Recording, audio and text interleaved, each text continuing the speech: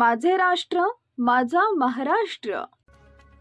एकनाथ शिंदे यांनी शब्द केला खरा। करमाळ्यातील केळी उत्पादक शेतकऱ्यांना 9.5 कोटींची मदत।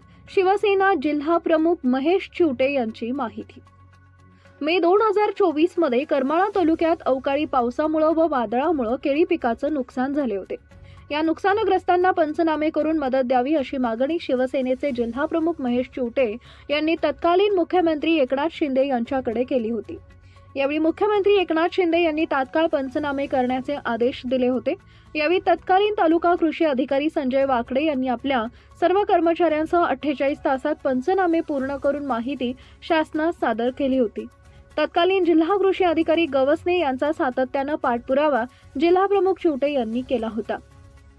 करमाळा तालुक्यातील विशेषतः उमरड, सोगाव, चिकलठाण, वांगीसह नुकसान झालेल्या 4773 केळी उत्पादक शेतकऱ्यांचे शेतात जाऊन पंचनामे करण्यात आले होते।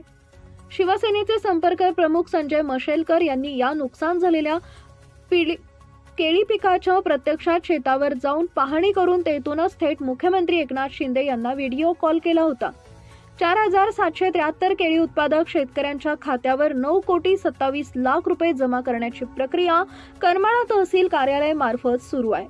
नुकसान झालेले केळी उत्पादक शेतकऱ्यांना नुकसान भरपाई मिळाल्याबद्दल जिल्हा परिषदेचे माजी उपाध्यक्ष राजेंद्र बारकुंड, उमरड येथील प्रमोद बदे, दत्तू गव्हाणे यांनी मुख्यमंत्री एकनाथ शिंदे यांचे आभार व्यक्त केलेत। संजय वाकडे, तत्कालीन तालुका कृषी अधिकारी।